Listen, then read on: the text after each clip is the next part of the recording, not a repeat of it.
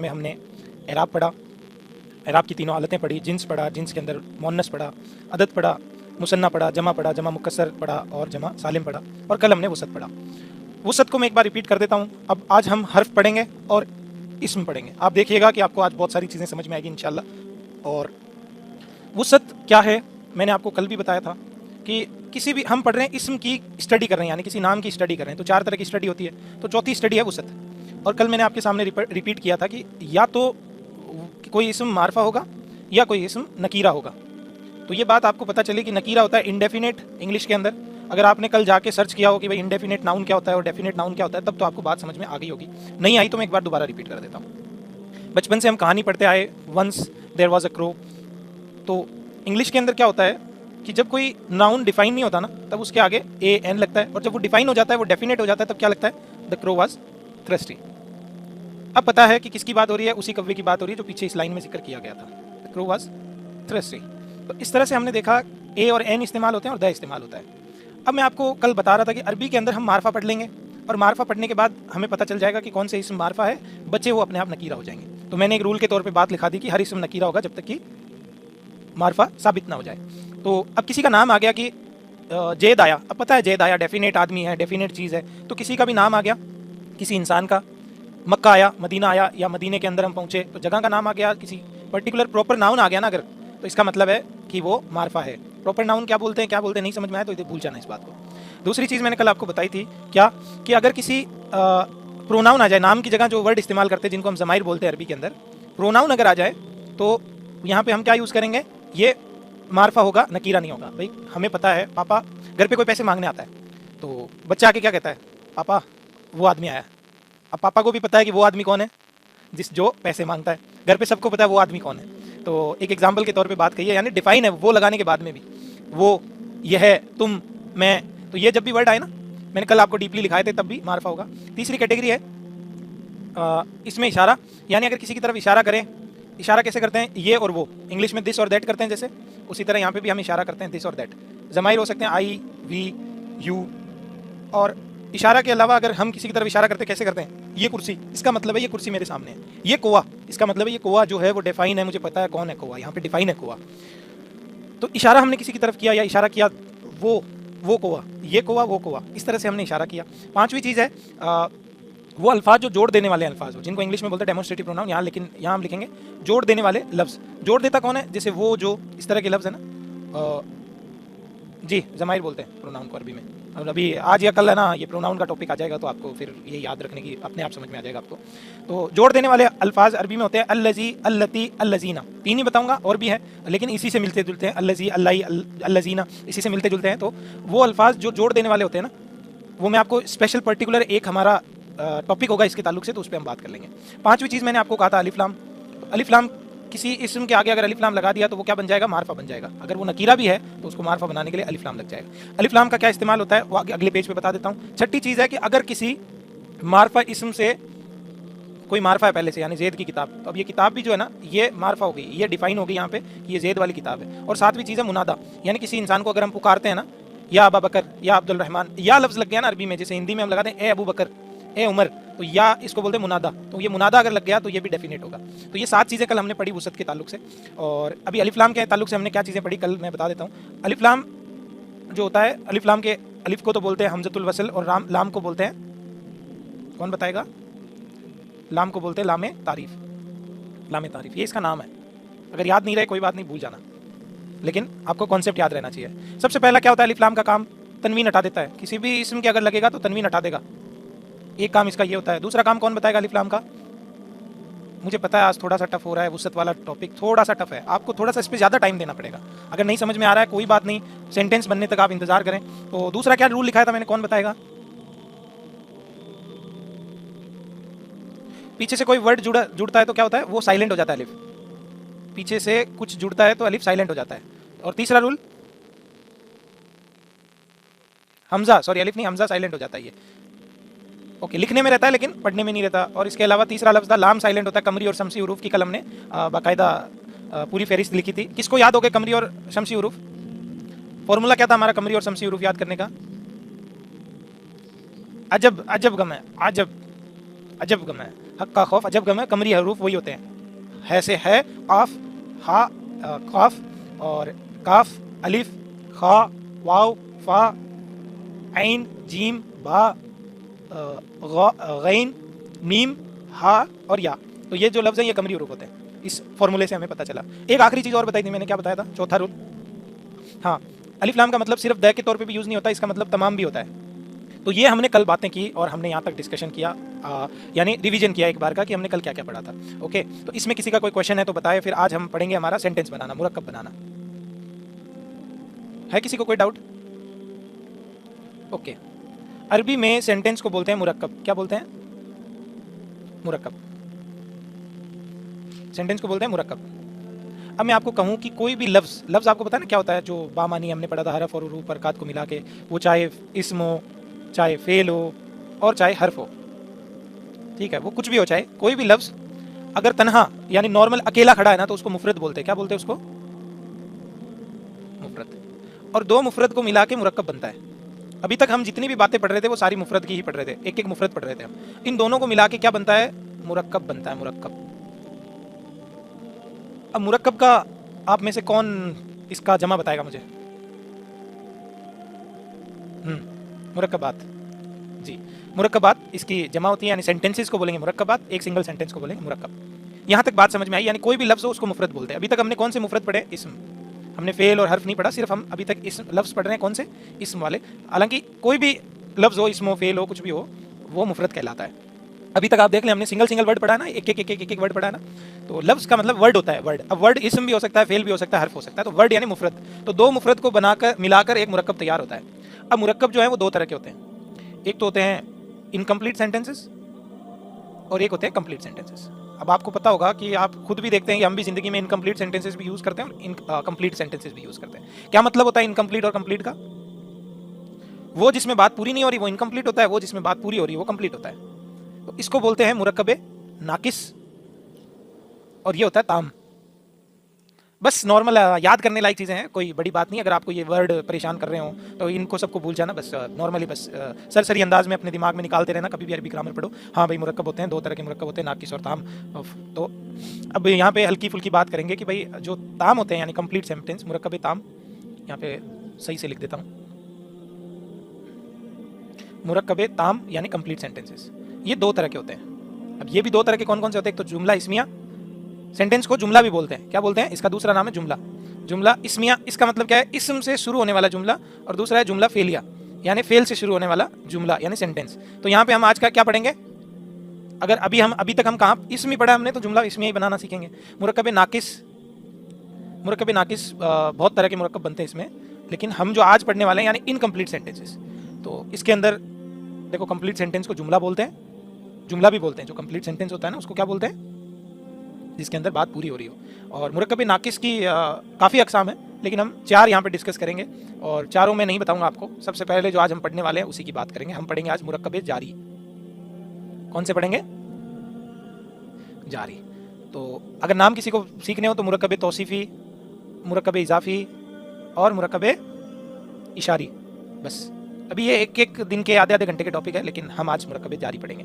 अभी incomplete sentence पे चल रहे हैं, फिर कंप्लीट पे आएंगे। तो ये बात समझ में आई, जहाँ पे बात कंप्लीट हो जाती हो वो होते हैं मुरक्कब ताम, और जहाँ पे बात इनकम्प्लीट रहती हो वो होते हैं मुरक्कब नाकिस। और ये नॉर्मल जनरल नॉलेज बातें हैं। अगर आप ये समझे कि इनको याद करना जरूरी है अरबिक ग्रामर आने के लिए, तो ऐसी कोई बात नहीं है। ये देखिए, दोबारा बता देता हूँ। अरबी में सेंटेंस को बोलते हैं मुरक्कब। मुरक्कब जो होता है वो दो मुफरद से बनता है। मुफरद किसी भी लफ्ज़ यानी दो वर्डों को मिलाने से एक मुरक्कब तैयार हो जाता है अरबी के अंदर। अब मुरक्कब दो तरह के होते हैं, नाकिस और ताम। नाकिस आप अरबी में इसका मीनिंग देखोगे तो इसका मतलब होता है इनकम्प्लीट और इसका मतलब होता है मुकम्मल। तो आपको खुद भी पता चल जाएगा कि इनका जो वर्ड, जो इनका नाम है ना, वही इनकी खूबी बयान कर रहा है। तो कंप्लीट सेंटेंस दो तरह के होते हैं, जुमला इस्मिया और जुमला फेलिया। फेल से शुरू होने वाला जुमला सेंटेंस फेलिया होता है और इस्म से शुरू होने वाला जुमला इस्मिया होता है। यहाँ पे आज हम बात करेंगे मुरक्कब जारी की। भाई यहाँ तक सबको समझ में आ गया? मैंने आपको कहा था हम बीच बीच में हुरूफ पढ़ेंगे, तो आज हमारा पहला टॉपिक है हुरूफ जारी। तो आज हम हुरूफ जारी पढ़ेंगे। अब ये हुरूफ जारी क्या होते हैं? कुछ हुरूफ होते हैं जो अरबी में आमतौर पर इस्तेमाल होते हैं। हालांकि इनकी तादाद 18 है, लेकिन कुरान में जो 11 इस्तेमाल हुए हैं उन्हीं की बात करेंगे। 17 है, सॉरी 18 नहीं है, 17 है, लेकिन कुरान में जो 11 यूज़ हुए हैं उनकी हम बात करेंगे। ठीक है, तो बहुत ज़्यादा यूज़ हुए हैं वो वर्ड, वो ये हर्फ। तो आप जैसे जैसे मैं पढ़ाऊंगा आपका इंटरेस्ट बनना शुरू होगा। तो पहले मैं वो 11 लिख देता हूँ और उनका मीनिंग लिख देता हूँ, आप मेरे साथ रिपीट करते रहिएगा। सबसे पहला हुर्फ है बा।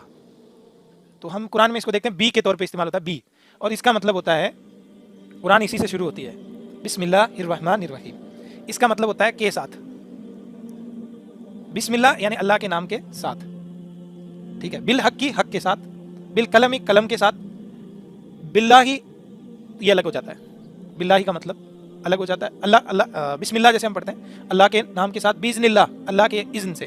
आप में से अरब में जो लोग रहते हैं वो बार बार पढ़ते होते हैं, बोल रहे होते हैं बिस्मिल्लाह इंशाअल्लाह तबारकल्लाह। आपने सुना होगा बिस्मि रब्बी का, तेरे रब के नाम के साथ। ओके, आज का हमारा टॉपिक है हुरूफ मुरक्कब जारी। तो मुरक्कब जारी पढ़ने के लिए हम कुछ हुरूफ पढ़ेंगे। हुरूफ मैंने आपको कहा था कि भाई हर्फ जो होते हैं ना, हर्फ हम बीच बीच में हर्फ पढ़ेंगे, तो ये उसी हर्फ का टॉपिक है। इसम नहीं है, फेल नहीं है, ये हर्फ है। तो हर्फ हम पढ़ेंगे।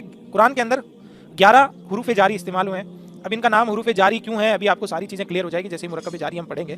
तो सबसे पहला हुरूफ है बा, इसका मतलब होता है के साथ, और आप इसको कुरान के अंदर बहुत सारे एग्जाम्पल के साथ देखोगे। तो बिस्मि रब्बी का, पढ़ तेरे रब के नाम के साथ। इकरा बिस्मि रब्बी का, सुना ना आपने, इकरा बिस्मि रब्बी का, इसका मतलब क्या होता है?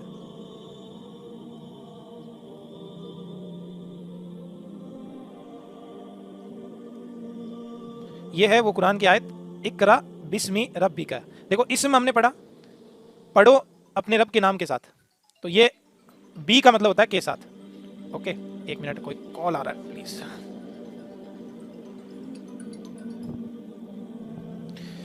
सेकंड हुरूफ हम पढ़ेंगे। भाई आपने बी देखा है कुरान में कितनी जगह बी इस्तेमाल होता है? देखा नहीं देखा? अगला हुरूफ है ता, ता जबर ता, इसका मतलब होता है कसम, और ये सिर्फ और सिर्फ खास अल्लाह की कसम खाने के लिए इस्तेमाल होता है, उसके अलावा किसी की कसम खाने के लिए इस्तेमाल नहीं होता।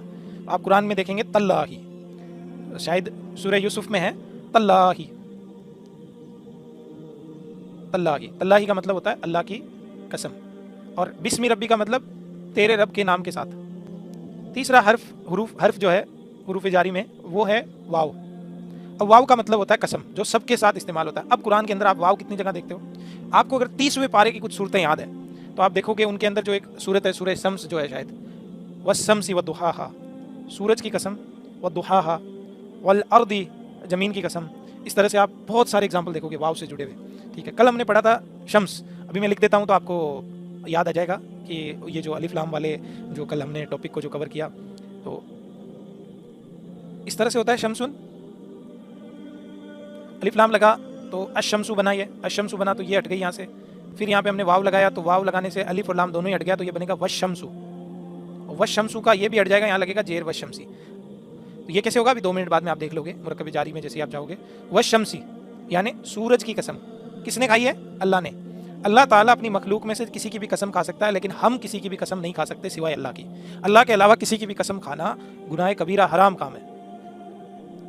हम कहते हैं ना बार बार में, विद्या की कसम, कुरान की कसम, काबे की कसम, तो ये कस्में खाना गलत है। अल्लाह की कसम खा सकते हैं, ठीक है, और इसके अलावा किसी और की कसम खाना कुफर है। अल्लाह के रसूल ने शिर्क भी, इसको कुफर और शिर्क बताया है। मन हलफ, नहीं, बात में इसके बारे में भी कुरान ने कुछ बातें बताई है कि एक तो आम तौर पे कोई कसम खाता और एक वो कसम खाता।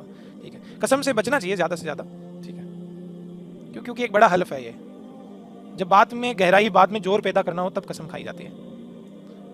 तो चौथा हर्फ हम पढ़ेंगे काफ, इसका मतलब होता है, आपने बार बार कुरान के अंदर देखा होगा, की तरह,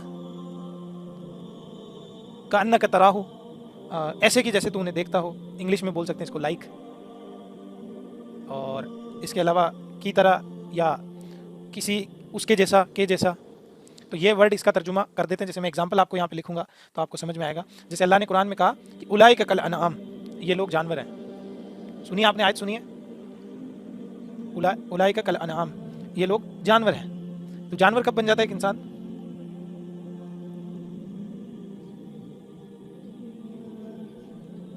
जानवर की तरह या जानवर के जैसा, अनाम की तरह। अनाम किसको बोलते हैं? जो मवेशी होते हैं ना, जो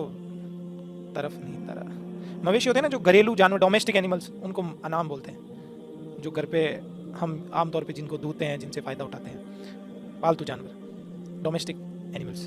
तो हालांकि इनके अंदर बकरी, गाय, ऊँट, भेड़, इस तरह से ये जो अनाम है, ये अनाम के अंदर आते हैं। तो उलाई का कल अनामी, तो जानवर की तरह का। 5वां हर्फ है फ़ी, अभी आपको इंटरेस्टिंग नहीं लग रहा मैं आज हर्फ पढ़ा रहा हूँ आपको? कोई कोई रिप्लाई नहीं दे रहा, कोई आदमी कोई बात ही नहीं कर रहा, सारे साइलेंट हो रखे हैं आज, क्या हुआ? समझ में आना बंद हो गया अरबी ग्रामर?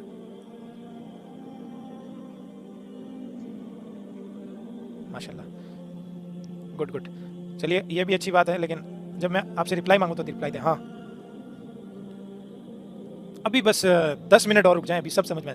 हुरूफ जारी है इनका नाम है। ये क्या करते हैं, ये अभी क्या करते हैं, इनका काम ही होता है कुछ ऐसा कि इनका नाम पड़ा है जारी। अभी आप मुरक्कब जैसे ही पढ़ेंगे तो आपको पता चले।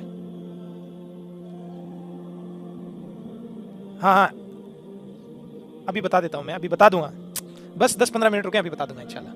किसी वजह से नहीं बताया मैंने। इसका मतलब होता है मैं आई नहीं, आई वाला नहीं, ये जो हिंदी में एक मात्रा वाला मैं होता है ना किसी चीज में, मैं इंग्लिश में बोलते हैं इन। फी, अब फी के कितने एग्जाम्पल हैं? फिल बैती, क्या तर्जुमा होगा इसका, कौन बताएगा? घर में। फिल मस्जिदी, फिल किताबी, फिल गुरफती, फिल जन्नती, फी जहन्नमी, फी जहन्नमा, फिल लैली, फिल नहारी दिन में, फिल अर्दी, फिल समावाती आसमानों में, समावाती आसमानों में, फिल कुरानी। एग्जाम्पल लिखने की जरूरत है इतने सारे एग्जाम्पल के बाद में भी? चलो लिख। ओके, अगला है मिन। मिन का मतलब होता है, हिंदी में लिखेंगे से, जिसको हम बोलेंगे इंग्लिश में फ्रॉम। फ्रॉम। तो अब मिन के आपके पास में अभी जितने एग्जाम्पल इधर लिए उतने इधर ले लेते हैं। मिनल मदीनती, मिनल बैती, मिनल मस्जिदी, मिनस समाई, मिन इंदिल्लाह, अल्लाह की तरफ से, अल्लाह की तरफ से। इंदल्लाह का मतलब होता है अल्लाह की तरफ से। मिन शर्रि नफ्स, मिन शर्रि नफासात, फूंकने वालियों के शर से। मिन शर्रि हासिद,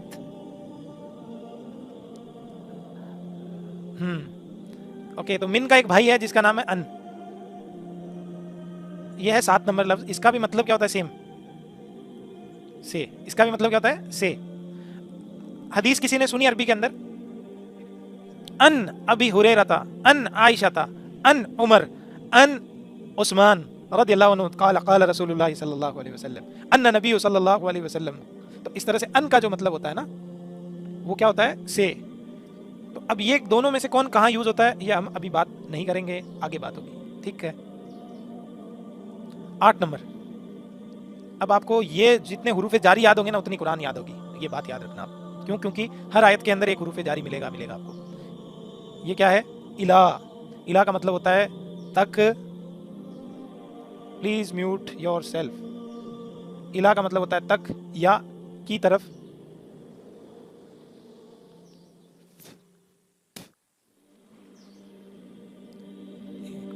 इसको हिंदी लिखने की मुझे लगता नहीं है कोई ज़रूरत है, तो इसको यहीं रह देते हैं, इंग्लिश यहाँ की लिख देता हूँ इसकी। Towards, towards. तो इसका मतलब क्या होता है? इला। अब आपने इला कितनी जगह सुना है? अब चलो पढ़ते हैं। इलल बैती, इल घर की तरफ, ठीक है। इलल मस्जिदी, इला जिक्रिल्लाह, अल्लाह के जिक्र की तरफ, माशाल्लाह। और आगे बढ़ते हैं इसके अंदर। इलल अर्दी, जमीन की तरफ। 9 नंबर। अला। अला, अला का मतलब होता है पर, इंग्लिश में एट या ऑन, एट या ऑन। तो ये मैं आपको शुरू से बता भी रहा हूँ अला, तो याद करो। अलल कुर्सी, अलल अर्श, अलल अर्श, अलल आलमीन, पूरे आलमीन पे, ब्रह्मांड पे, पूरे संसार पे। अला क़ुलूबिहिम, उनके दिल। अला समीहिम, उनके कानों पर। अला अबसारिहिम, उनकी आंखों पर। ये सूरह बकरा के अंदर आप पढ़ते हैं कि इन्नल्लज़ीना कफ़रू सवाउन अलैहिम अअन्ज़रतहुम अम लम तुनज़िरहुम ला युमिनून। ख़तम अल्लाहु, अल्लाह ने उनके दिलों पे ख़त्म कर दिया, उनके दिलों को यानी मोहर लगा दी है, अला क़ुलूबिहिम, उनके दिलों पर, व अला समीहिम, उनके कानों पर, व अला अबसारिहिम, और उनकी आंखों पर। वर्ड है यहाँ पे हत्ता। वर्ड क्या है यहाँ पे? हत्ता। हत्ता का मतलब होता है तक, यानी टिल, यहाँ तक की, जिसको हम कह देते हैं एक मुकर्रर वक्त तक, यानी किसी भी जगह हम कहते हैं ना कि जिस तरह सूरह कदर आपको याद होगी, उसमें ये लफ्ज़ इस्तेमाल हुआ है कि भाई फरिश्ते जो है वो नाजिल होते रहते हैं हत्ता मतलइल फज्र, जब तक कि फजर ना आ जाए, हत्ता मतलइल फज्र। ठीक है, सूरह कदर सबको याद होगी। हमने इन्ना अंज़लनाहु फ़ी लैलतिल क़द्र, हमने इसको लैलतुल क़द्र में नाजिल किया। फिर आखिरी जो आयत है वो वहाँ पे इस्तेमाल होता है हत्ता मतलइल फज्र। तो यहाँ पे इसका जो लफ्ज़ी माना होगा वो तक। ओके, तो एग्जाम्पल जो मैंने सूरह कदर का आपके सामने दिया, आखिरी जो लफ्ज़ है वो है लाम। अब आपने लाम नहीं देखा कुरान के अंदर, ऐसा हो नहीं सकता। लाम जो है, लाम के जेर भी आता है, जबर भी आता है, वो भी आप यहाँ पे आप समझो लाम जेर ली, सबसे पहले ली ही समझ लो। तो इसके एग्जाम्पल आपको देता हूँ। ली का मतलब होता है, इसको बोलते हैं लामे जारी। इसका नाम क्या है? लामे जारी। वो क्या था? लामे तारीफ, अलिफ लाम वाला। तो इसका मतलब होता है के लिए। क्या मतलब होता है इसका? के लिए। इंग्लिश में होता है फॉर। तो के लिए लामे जारी। आपके सामने कुछ अल्फाज रखता हूँ। लिल रजुली, आदमी के लिए। लिल वलदी, लड़के के लिए। वलदी वलदी वलदी। लिल जिक्री, लिल मुत्तकीन,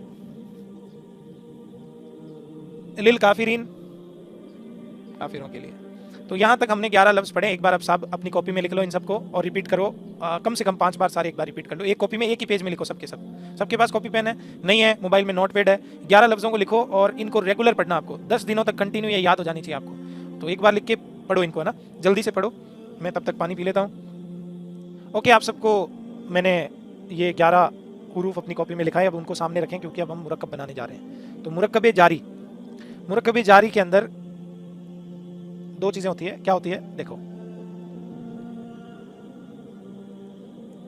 मुरक्कब जारी के अंदर हम किसी भी इस्म के साथ 2 मुफरद मिला के मुरक्कब बनता है। आपको पता है, 2 मुफरद को मिलाया तो एक मुरक्कब बना। तो यहाँ पे जो 2 मुफरद है, जरूरी नहीं है 2 ही हो, उससे ज्यादा भी हो सकते हैं। ठीक है, ये भी बात याद रखना।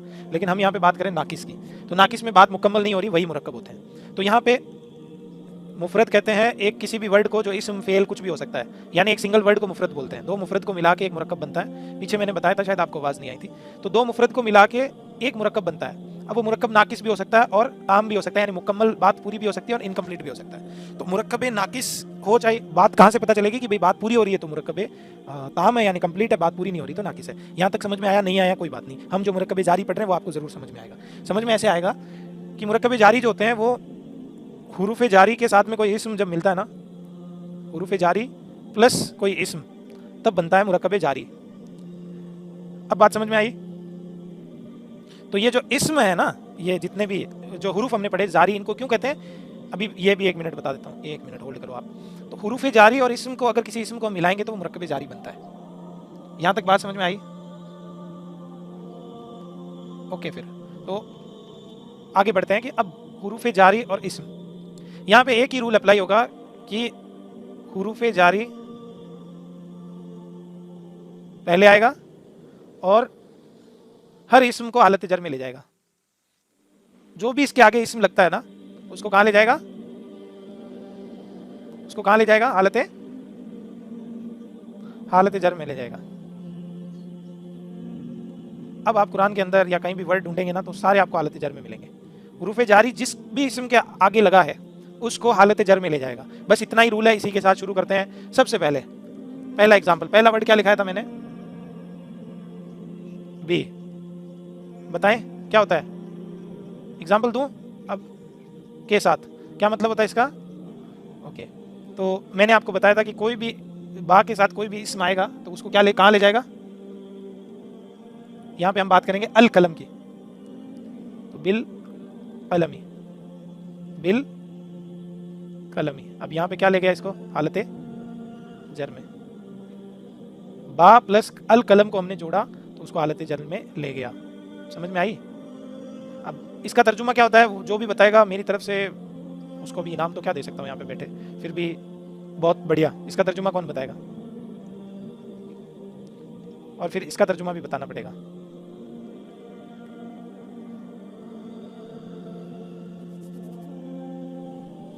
इसका तर्जुमा है किसी कलम के साथ, इसका तर्जुमा है कलम के साथ। एक कलम के साथ इसका दो तर्जुमा है, कोई या एक कलम के साथ, कोई कलम के साथ या एक कलम के साथ। हम कहते हैं ना मैंने एक पेन से लिखा था। और इसका तर्जुमा है कलम पेन के साथ, यानी एग्जैक्ट पेन डिफाइन है यहाँ पे, कौन है पेन, कहाँ पे है। तो अब फर्क समझ में आया आपको अलिफ लाम का? मैंने कहा था आप सेंटेंस, हाँ सेंटेंस बना, तो यहाँ पे देखो अलिफ लाम नहीं लगा तो दो जेर भी आई है। ये बी कलमिन है ना, बी कलमिन, ये है बिल कलमी, तो ये फर्क है। और ये फिर नहीं भी समझ में आया कोई बात नहीं, अभी हुरूफ मुरक्कब इजाफी और वो पढ़ेंगे ना आगे तब समझ में आएगा। दूसरा मैंने आपको बताया वर्ड है ता, तो ता सिर्फ और सिर्फ अल्लाह के साथ इस्तेमाल होता है। तो ता अगर, सॉरी या लिख दिया मैंने, ता सिर्फ और सिर्फ अल्लाह के साथ होता है, तो फिर भी कैसे लिखा जाएगा? तल्लाही। अब ये देखो अल्लाह को कहाँ ले गया, ये इस लफ्ज़ को, इसम को कहाँ ले गया? हालत जर में। इसका मतलब होता है अल्लाह की कसम। मीनिंग में कोई फर्क नहीं आएगा, बस हुरूफ जारी जो है वो हालत जर में ले जाते हैं किसी भी इसम को, अल्लाह की कसम। तीसरा अगला हर्फ कौन बताएगा आप में से? वाव। अब वाव का मतलब होता है कसम, सबके लिए। तो मेरे पास हजारों एग्जाम्पल है वाव के ताल्लुक से, क्योंकि कुरान जो है इन चीज़ों से भरा हुआ है। चांद को बोलते हैं अल कमर, मान लीजिए अल कमर, ठीक है। अल कमरू होता है, ये बेसिक फॉर्म ये होती है इसकी। अलिफ लाम लगा है तो तनवीन नहीं है, प्लस वाव जोड़ा, यानी चांद की कसम। तो चांद की जब कसम खाएंगे तो आपको पता है पीछे से अलिफ लाम के कोई भी पीछे से जुड़ता है तो क्या बन जाता है वो? अलिफ साइलेंट, लाम पे आ गई बात, लाम पे बात आ गई, और वल कमर रू नहीं होगा, नहीं होगा, वल कमरी, वल कमरी यानी चांद की कसम। ओके, अगला वर्ड और भी है मेरे पास, जैसे अब मैं आपको एग्जांपल देता हूं, आपको बनाना है उसका सेंटेंस। नहार दिन को बोलते हैं, कुरान में आया वन वन नहारी, वन नहारी, वल लैली, वस समाई, वल अर्दी। हर इस्म जो है वो हालत जर में है, हर इस्म, चेक कर लें आप कहीं पे भी, हर इस्म हालत जर में है, हर इस्म, ठीक है। तो एग्जाम्पल बहुत सारे हैं, एग्जाम्पल की कोई कमी नहीं है, ठीक है। इसके अलावा हम आगे अगला लफ्ज लेते हैं काफ। काफ का क्या मतलब होता है? के की तरह। तो कुरान में एक लफ्ज आया गधे की तरह, गधे को बोलते हैं हिमार, अल हिमार। गधे को क्या बोलते हैं? हिमारू। अलिफ लाम लगा दिया मैंने। अलिफ लाम में नॉर्मली लगाऊंगा लगभग, क्योंकि कुरान में जो भी बात होती है अक्सर अलिफ लाम के साथ ही होती है। अल्लाह ताला वहाँ पे डेफिनेटली यूज करता है, अक्सर मेजॉरिटी। तो अलिफ लाम के साथ हिमार, हिमार यानी गधा। हिमारून था, अलिफ लाम लगा, हिमारू हो गया। अब इसके आगे मैं लगाऊंगा, अब अल्लाह ने कुरान में कहा कि गधों के जैसे हैं वो लोग। कौन है? जो नॉलेज तो बहुत सारा रखते हैं लेकिन काम कुछ भी नहीं करते। बनी इसराइल के जो लोग हैं ना, उलमा, उनकी बात अल्लाह ने कही कि वो लोग गधे की मानिंद है जो किताबों का ढेर अपने ऊपर उठाए हुए हैं। समझ सकते हैं आप अल्लाह क्या कहना चाह रहे हैं यहाँ पे? तो क्या बनेगा फिर ये? कल हिमारे, कल हिमारी। अब ये मैं मेन जो बात बताना चाह रहा हूँ वो ये कि जो पेश है ना वो चेंज होके क्या हो रहा है, देखो जर, यानी हर जो हुरूफ जारी है ना, जितने भी, इनका काम यही होता है कि ये हर इस्म को अपने साथ इस्तेमाल होने वाले इस्म को हालत जर में ले जाते हैं। बस ये इतना ही कायदा है यहाँ पे। इसके अलावा पांचवा वर्ड वही कुरान से यूज करते हैं हम, फी। फी का मतलब होता है में, ठीक है। तो कुरान से, जी जी जी जी जी, एक मिनट, हम यूज करेंगे कुरान में अल कुरान, अल कुरान, ठीक है। अल लगा तो अल कुरान, अल कुरान। तो अल कुरान के आगे अगर फी लगा यानी कुरान में, तो क्या होगा? फिल कुरानी। बस जो बात याद रखनी है वो यहाँ पे यही है कि हमें जब भी हुरूफ जारी लगाना है ये बात याद रखनी है कि वो अपने आगे आने वाले इस्म को कहाँ ले जाता है? हालत जर में। मिन और अन दोनों को साथ में ले लेते हैं। से, इनका मतलब होता है से। मिन और अन का क्या मतलब होता है? से। तो लफ्ज़ है मेरे पास, कुरान से कोई लफ्ज़ लेने की कोशिश करता हूँ। हाँ, सूरह कौन सी है? फलक। सूरह फलक में अल्लाह ने, हम पनाह मांगते हैं अल्लाह की, किससे? शर्री हासिदिन, हासिद, हासिद के, सबसे पहले हासिद के, तो ये हासिदुन है मान लो यहाँ पे, ये देखो ये भी शर्री है तो ये भी हासिदुन है, चलो इसको एक बात यही लिख देते हैं हासिदिन। अभी आपने ये वाले सेंटेंस नहीं सीखे हैं, इनको बोलते हैं मुरक्कब इजाफी। तो मुरक्कब इजाफी में जब हम पहुंचेंगे तो आपको ये समझ में आ जाएगा इंशाल्लाह, कल का हमारा वही टॉपिक है। तो मिन शर्री हासिदिन, हासिद के शर से। अब वहां पे फलक और नास में मिन कितना इस्तेमाल हुआ देखो, कुल कह दीजिए नबी सल्लल्लाहु अलैहि वसल्लम आऊज़ु बिरब्बिल फलक मिन मिन शर्री मा खलक, जो कुछ भी अल्लाह ताला ने पैदा किया उसके शर से तेरी पनाह। व मिन शर्रिन नफ़ासाति फिल उक़द, और फूंक मारने वालियां जब गांठ बांध के फूंक मारती है उनसे, मिन शर्री, उनके शर से बहुत ज़्यादा यूज़ हुआ है। अगर आप देखेंगे ना कुरान के अंदर तो आपको से जो है ना बड़ा बहुत मिलेगा चारों तरफ। तो यहाँ तक हम अन, और अन जो है वो आपको ज़्यादा हदीस में मिलेगा, और कुरान के अंदर भी कुछ मकामात है जहाँ पे मिलेगा आपको। इंशाल्लाह ये एक एग्जाम्पल के तौर पे मैं आपको बातें बता रहा हूँ। और 4 एग्जाम्पल और 8वां एग्जाम्पल है इला। इला, अब इला जो आपने कुरान में देखा भी है, ठीक है, और इसके लिए एक एग्जाम्पल क्या दे सकते हैं, हाँ समा, समाउन, समाउन बोलते हैं आसमान को, अस समाउन होता है, सीन जो है वो शमसी हुरूफ है, तो अस समा, अलिफ लाम अस समा, सॉरी क्या हो रहा है, तो यहाँ पे जो लफ्ज लिखा जाएगा वो अस समाउ, अलिफ लाम लगा, तनवीन हट गई, अब इसके आगे मैं लगाऊंगा इला, आसमान की तरफ या आसमान, आसमान की तरफ, तो क्या बनेगा ये इलस, इलस समा ई, इलस समा ई। देखो खड़ा जबर हट गया और इसका अलिफ भी हट जाएगा, क्यों, क्योंकि ये जुड़ रहा है इधर, लाम भी नहीं पढ़ा जा रहा, सीधा सीन पे जाएगा मामला। इलस समा ई हालत जर में आ जाएगा ये, ठीक है। तो ये बात कर रहे हैं कि हुरूफ जारी जितने भी है वो सारे के सारे कहाँ ले जाएंगे, हालत जर में। अगला वर्ड है अला। अब अला को अगर हम इस्तेमाल करेंगे कुरान में, अला की कोई तादाद नहीं है कि कितनी बार यूज हुआ है। एक वर्ड है अर्श। अर्श आपको पता है क्या है, आसमानों की जो अल्लाह ताला अर्श पे मुस्तवी है, कुरान के अंदर आए अर्श, तो अलिफ लाम लगा अल अर्श सु, और इसके आगे अला लगा, तो क्या बनेगा अलल अर्शी, अलल,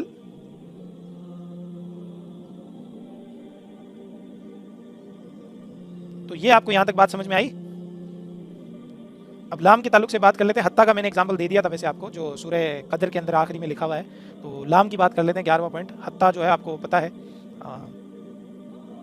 हत्ता जो है सूरह,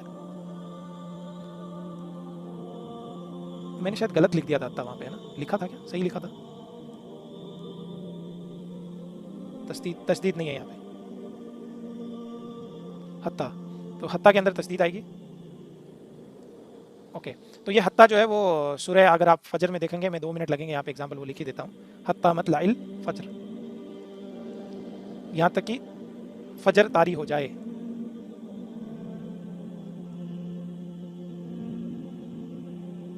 हाँ, हत्ता बहुत जगह यूज हुआ है, मुझे एग्जांपल जितने, अभी ये एक एग्जांपल याद आ रहा है इसीलिए इसी को लिखा दे रहा हूँ। नहीं, ये खुद एक मुरक्कब है, अलिफ लाम देखो यहाँ आएगा, इसके अंदर इतनी पावर होती है इन वर्डों के अंदर, ये पूरे के पूरे सेंटेंस को मुरक्कब जारी में ले जा रहा है।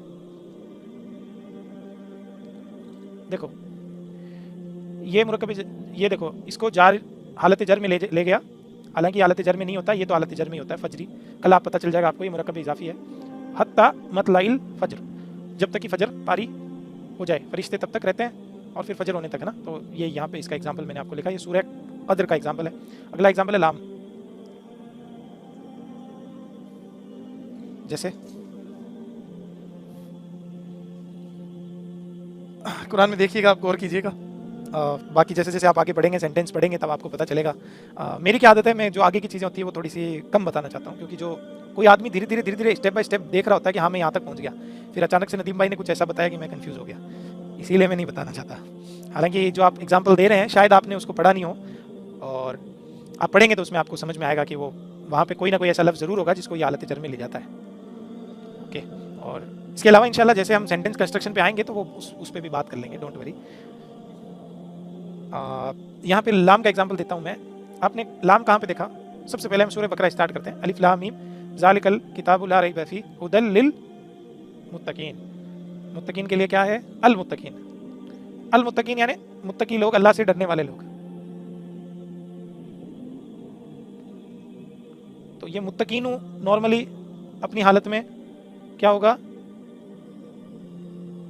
मुत्तकीन यानी अल्लाह से डरने वाले, मुत्तकीन डरने वाले, बचने वाले लोग। अल मुत्तकीन। हिदायत है लिल मुत्तकीन। क्या है हिदायत? किसके लिए? अब एक बात और बता देता हूं मैं। बात यह है कि जब भी ये लाम जुड़ता है ना, तो ये इस अलिफ को भी खा जाता है। अरे एक आम बात है, आप कहो कि गया कहाँ पे, लेकिन बाद में आपको ऐसी आदत पड़ जाएगी कि आपको इसकी जरूरत भी नहीं लगेगी। अलिफ लाम के पीछे जब भी लाम जुड़ेगा, एक एक्सेप्शन यहाँ पे है, तो अगर आपको याद रहे कोई बात नहीं, नहीं याद रहे फिर भी कोई बात नहीं, ठीक है। जो जरूरी चीज़ है वो मैं बता रहा हूँ, जो जरूरी नहीं है लेकिन अभी आपके लिए कभी क्वेश्चन बन सकता है, तो बता देता हूँ कि लाम अलिफ लाम के हमजा को भी गायब कर देता है, हज़फ कर लेता है, हज़फ, ठीक है। तो ये बात आपको अगर समझ में आए तो भी ठीक है, नहीं आए तो ये इस तरह से लिखा जाएगा।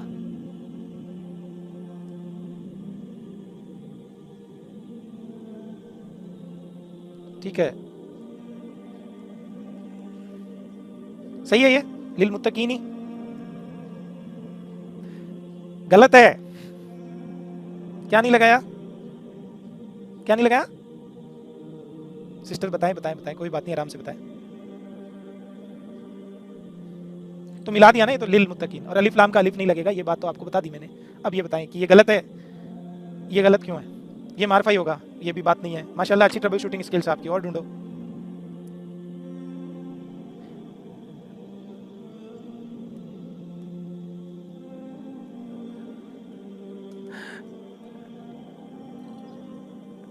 ये प्लीज म्यूट करें जिसके पीछे से आवाज आ रही है, प्लीज जी। सोच के जब बताना हो तब आप खोल के बता दें माइक। माशाल्लाह। जमा सालिम याद करें, मुत्तकूना, मुत्तकीना और मुत्तकीना, ये हालत जर यही होती है इसकी, ये नहीं होती। याद आया कुछ? जमा सालिम हम पढ़ेंगे मुत्तकीना, मुत्तक, देखो साउंड क्या आती है? ऊना, ईना और ईना। यहाँ पे तो हमने जब लाम लगाया तो हम भूल गए कि इसको जेर बनाना है, हमें ये लगा कि सबको पीछे जेर ही लगाना है। ये जमा सालिम है, और ये मुत्तकीन जो लफ्ज है ये ऑलरेडी किसके अंदर है? किसके अंदर है? देखो हालत रफा क्या होगी इसकी, ये भी मैंने गलत लिख दिया। इसकी हालत रफा मुत्तकूना होगी। इसकी हालत रफा क्या होगी? मुत्तकूना, और ये याद जाएगा यहाँ से, और वाव और मुत्तकूना, और फिर इसकी जर क्या होगी? मुत्तकीना। तो ये एक थोड़ा सा मैंने आज आपको थोड़ा सा आगे बढ़ाने की कोशिश की है ताकि आपके अंदर धीरे धीरे बात बैठे। ये है मुत्तकूना, हालत रफा इसकी ये होगी। भाई तीनों चार्ट के अंदर वर्ड को घुमाओ, आपके पास एक वर्ड है मुत्तकी, तो मुत्तकुन, मुत्तकन, मुत्तकिन, मुत्तकानी, मुत्तकईनी, मुत्तकईनी, मुत्तकूना, मुत्तकीना, मुत्तकीना। तो ये हालत जर है इसकी। अब समझ में आई बात? मुझे लग रहा है सारे एकदम से ब्लैंक हो गए सब।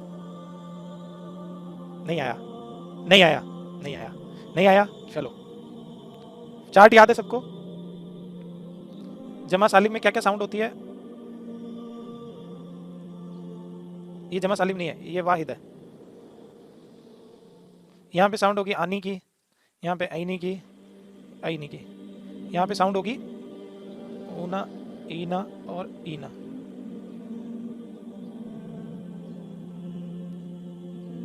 मुत्तकुन, मुत्तकन, मुत्तकिन, मुत्तकानी, मुत्तकईनी, मुत्तकईनी, मुत्तकूना। हालत जर क्या है? जर, हालत जर क्या है? जर, मुत्तकीना। तो ये हालत जर यहाँ पे मुत्तकीना, यहाँ पे जेर नहीं आएगा।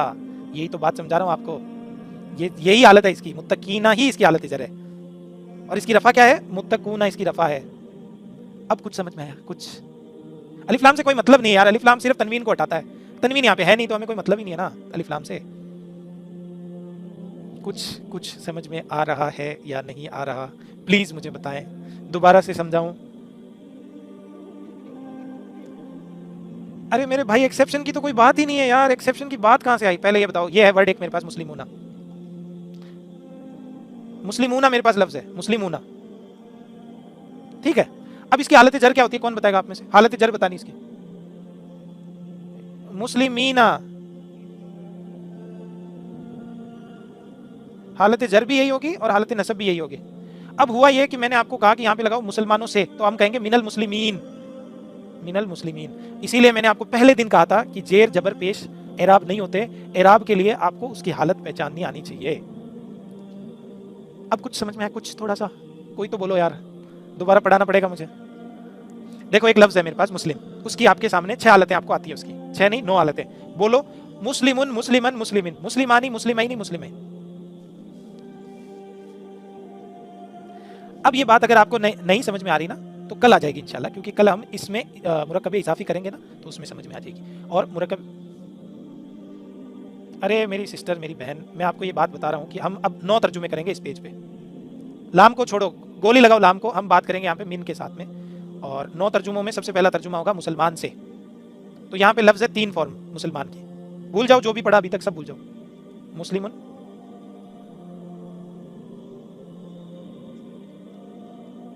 इसमें से हालत जर कौन सी है? मुस्लिमिन। अब मुझे तर्जुमा यहाँ पे ये करना है कि कोई मुसलमान से, तो मैं कौन सा मिन जब लगेगा तो कौन सी हालत यूज होगी इनमें से? सब बताएं सब।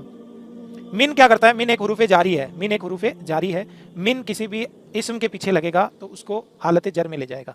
तो हालत जर में ले जाएगा तो मुस्लिमुन के आगे अगर मिन लगाऊं तो मुस्लिमिन ही होगा वो। तो यहाँ पे बनेगा, असली जो लफ्ज बनेगा वो होगा मिन, मिन मुस्लिमिन, कोई मुसलमान या एक मुसलमान, मिन मुस्लिमिन। अलिफ्लाम को छोड़ो, आप अलिफ्लाम से भी कंफ्यूज हो रहे हो, अलिफ्लाम को तो निकाल दो यहाँ से, अलिफ्लाम को निकाल दो, है नहीं कोई अलिफ्लाम नहीं, अभी तक हमने पढ़ा ही नहीं, भूल जाओ अलिफ्लाम को।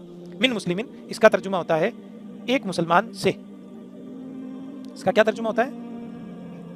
बस अभी हमने कोई अलिफ्लाम कुछ भी नहीं पढ़ा, हमें कुछ भी नहीं आता, हमने सिर्फ अभी जमा सालिम वाहिद मुसक्कर वो जमा बनाना सीखा है। यहाँ तक बात समझ में आई? अगले पेज पे चलते हैं। अब मुझे यहाँ पे तर्जुमा करना है कोई दो मुसलमानों से। मिन तर्जुमा क्या करना है? कोई दो मुसलमानों से, कोई दो मुसलमानों से। रुको रुको रुको, अभी कोई तर्जुमा करने ना लगे, मुझे पता है आप सबको आता है, just wait wait wait wait.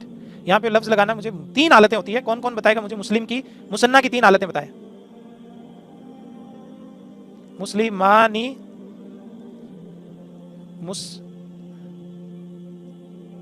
मुस्लिमैनी और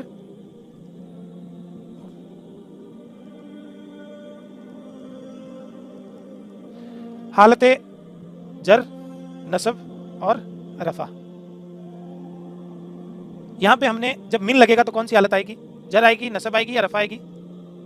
जर आएगी। तो जर आएगी तो इस तरह लिखते हैं हम, मिन मुस्लिमैनी।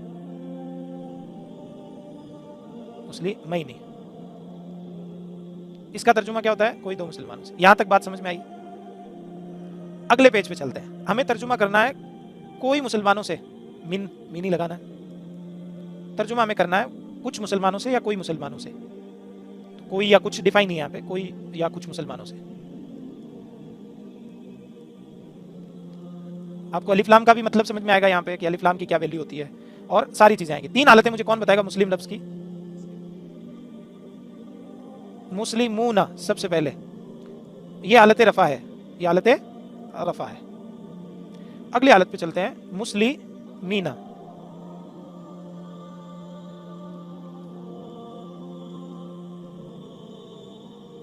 हालत नसब। हालत जर क्या होगी?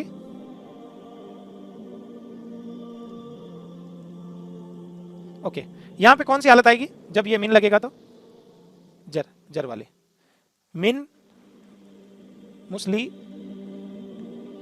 अब आपको ये क्लियर हुआ बात कि मैंने यहाँ पे मुत्तकीन और मुत्तकून का क्या मतलब था। अब करना क्या है, यहाँ पे कोई या कुछ हटाना है तो अलिफ लाम लगा दो इनके। अलिफ लाम लगेगा तो इन पे तो कोई चेंज नहीं आएगा, अलिफ लाम लगेगा तो इन पे भी कोई चेंज नहीं आएगा, अलिफ लाम लगेगा तो इन पे चेंज जरूर आ जाएगा कि ये तनवीनें हट जाएगी। बस कोई बड़ी बात थी नहीं। तो यहाँ पे वापस आओ, वापस आए कहाँ पे? यहाँ पे लाम जब लगा लिल मुत्तकून को मुत्तकीन बना देगा। समझ में आ गई? अब नहीं आई? इंशाल्लाह कल हमारा जो टॉपिक होगा मुरक्कबे इजाफी और मुरक्कबे तौसीफी, इंशाल्लाह उसके अंदर आपको और अच्छे से समझ में आ जाएगा कि क्या माना, क्या मफहूम होता है। इंटरेस्ट के लिए मैंने आज जारी पहले पढ़ाया, वरना सबसे पहले तौसीफी पढ़ाया जाता है। ठीक है, तो इंशाल्लाह ये जो इजाफी है ये बहुत बड़ा है, तो या तो कल मैं तौसीफी और इशारी पूरा कर दूं और उसके बाद इजाफी शुरू करूं, और या इसके अलावा आपको तौसीफी पढ़ा दूं और फिर इजाफी शुरू करूं। तो टोटली डिपेंड करता है इंशाल्लाह। अभी हम जारी और पढ़ेंगे इजाफी पढ़ने के बाद में इंशाल्लाह। ओके, तो आज आपको क्या क्या समझ में आया, क्या क्या नहीं समझ में आया, किसी का कोई क्वेश्चन हो तो मुझे बताएं। अल्लाह ताला से दुआ करता हूँ, अल्लाह ताला हम सबको कहने और सुनने से ज़्यादा अमल करने की तौफीक अता फरमाए। आज का सेशन यही एंड होता है। प्लीज़ कोई क्वेश्चन है तो बताएं।